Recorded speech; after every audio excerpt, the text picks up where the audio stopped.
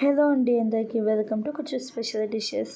పచ్చికారంతో కోడిగుడ్డు వేపుడు ఇలాగ ఎప్పుడైనా చేశారా? ఎప్పుడు చేయకపోతే ఒకసారి తప్పకుండా ఇప్పుడు ఇలాగ చేయండి. టేస్ట్ చాలా బాగుండిద్ది, డిఫరెంట్గా కూడా ఉండిద్ది. ఎలా చేసుకోవాలో మీకు కూడా చూపిస్తాను.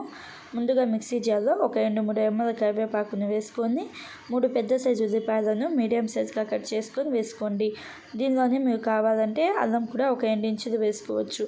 దీనిలోనే మీ కారానికి తగినంత పచ్చిమిర్చి వేసుకోండి.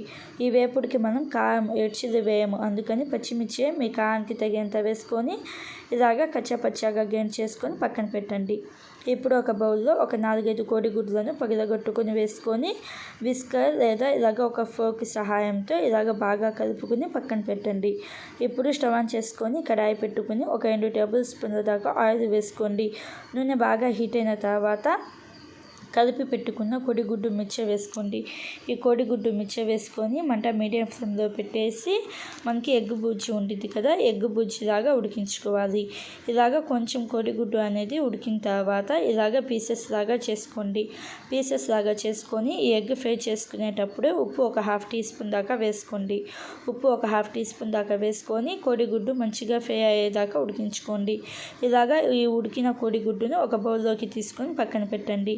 ఇప్పుడు అదే కడాయిలోకి 1 టీ స్పూన్ దాకా ఆయిల్ వేసుకోండి. ఆయిల్ వేసుకొని ఒక 1/2 టీ స్పూన్ దాకా ఆవాలు, అలాగే ఒక 1/2 టీ స్పూన్ దాకా జీలకర్రను వేసుకొని మనం రెడీ చేసి పెట్టుకున్న ఉల్లి పేస్ట్ ఉంది కదా, ఆ ఉల్లి పేస్ట్ కూడా మొత్తం వేసేయండి.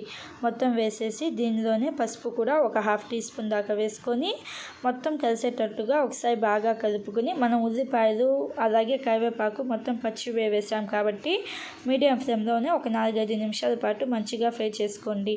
ఇలాగ ఒక 4-5 నిమిషాల పాటు ఫ్రై చేసుకున్న తర్వాత ఫ్రై చేసుకున్న ఎగ్ బుజ్జి కూడా వేసుకొని ఒకసారి బాగా కలపండి. ఇలాగ ఒకసారి బాగా కలుపుకున్న తర్వాత ఉప్పు సరిపోయిందో లేదో చూసుకొని పడితే ఇంకొంచెం ఉప్పు వేసుకోండి. అలాగే సన్నగా కట్ చేసిన కొత్తిమీర కూడా వేసేసి ఒకసారి బాగా కలుపుకొని మీడియం ఫ్లేమ్లోనే ఇంకొక 4-5 నిమిషాల పాటు ఫ్రై చేసుకోండి. ఇలాగ ఒక 4 నిమిషాల పాటు ఫ్రై చేసుకున్న తర్వాత లాస్ట్లో పెప్పర్ పౌడర్ ఒక 1/2 టీ స్పూన్ దాకా వేసుకోండి. పెప్పర్ పౌడర్ ఒక 1/2 టీ స్పూన్ దాకా వేసుకొని ఒకసారి బాగా కలుపుకొని మంట ఆఫ్ చేసుకుంటే మనకి పచ్చి కారంతో కోడిగుడ్డు వేపుడు అనేది రెడీ అవుతుంది.